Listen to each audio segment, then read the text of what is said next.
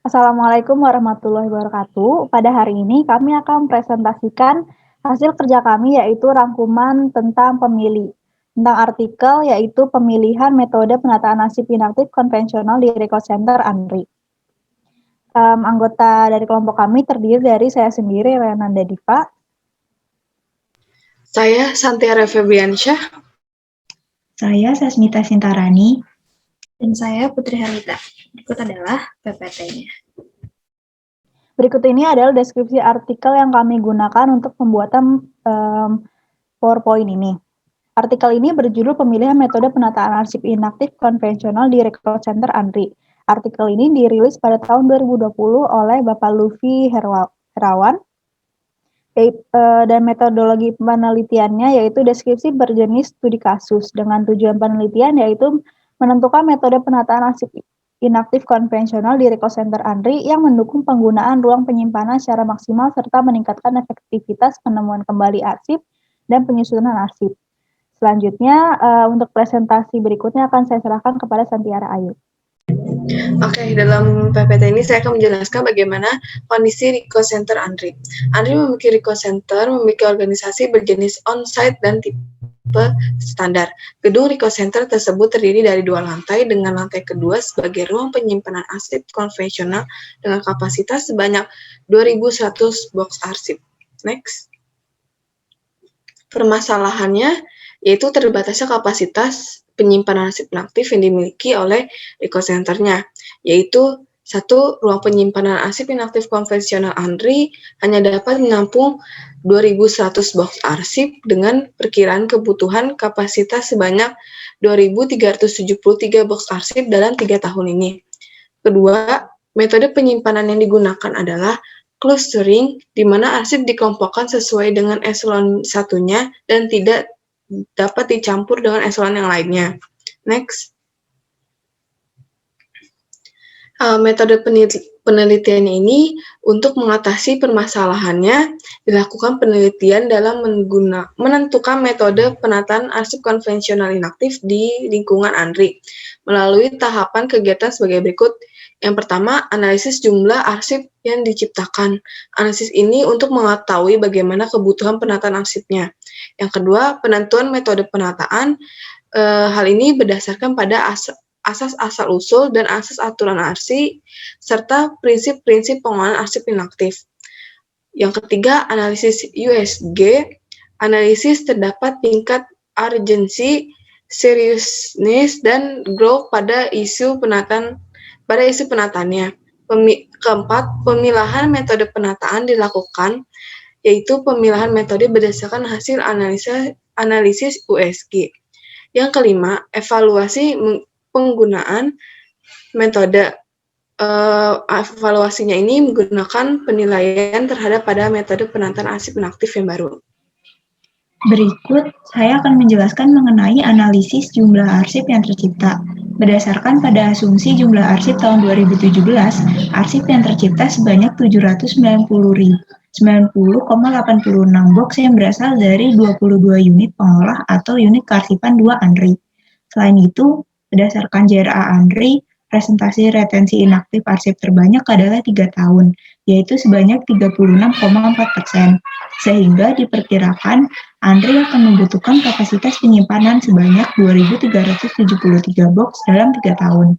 Sementara itu, ANRI hanya memiliki kapasitas sebanyak 2.100 box arsip, yang menjadikan kapasitas penyimpanan ANRI dapat dikatakan terbatas. Berikut saya akan menjelaskan mengenai menentukan metode penataan arsip inaktif. Penentuan metode didasarkan pada asas asal-usul atau provenance, asas aturan asli atau original order, serta prinsip-prinsip pengelolaan arsip inaktif berupa murah, dapat diakses, dan aman. Berdasarkan ketentuan tersebut, terdapat 2 jenis metode penataan arsip inaktif berupa metode pengelompokan clustering, yaitu metode di mana arsip inaktif ditata berdasarkan pengelompokan berdasarkan unit pengolah eselon 1, tahun penciptaan arsip, dan nasib akhir aktif arsip.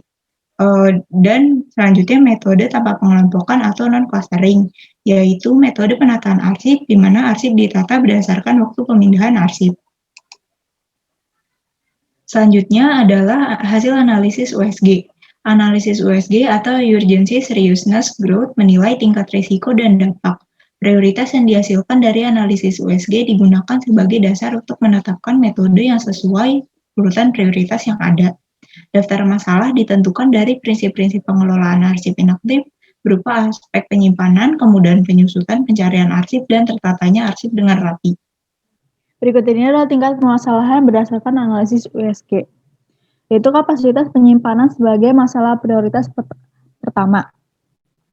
Berdasarkan analisis USG ini, penyimpanan sebagai masalah prioritas pertama dengan jumlah penilaian 15 dan diikuti dengan masalah kemudahan penyusutan dengan jumlah penilaian 14 dan kemudian pencarian dan tertatanya arsip dengan jumlah penilaian 11 dan 12. Pemilihan metode penataan arsip inaktif. Dalam pemilihan metode penataan arsip inaktif ini didasarkan pada hasil penelitian kelebihan dan kekurangan pada prioritas hasil analisis USG. Dengan metode yang terpilih ialah metode pengelompokan atau clustering berdasarkan hasil akhir arsip, yaitu musnah atau diserahkan.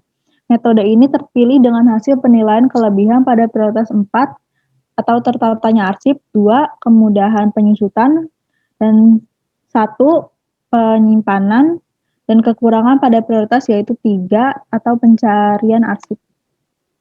Next. Selanjutnya penataan arsip inaktif sesuai dengan metode yang dipilih. Yang pertama ada pengaturan fisik arsip yang itu dilakukan dengan penataan arsip dalam box, penomoran dan pelabelan box, serta pengaturan penempatan penyimpanan box. Kemudian ada pengolahan informasi arsip yaitu dilakukan dengan mengidentifikasi keterkaitan arsip yang ada pada unit kearsipan dalam suatu keutuhan informasi. Selanjutnya ada penyusutan daftar arsip inaktif yaitu dilakukan dengan menyusun daftar arsip inaktif berdasarkan dengan daftar arsip yang dipindahkan.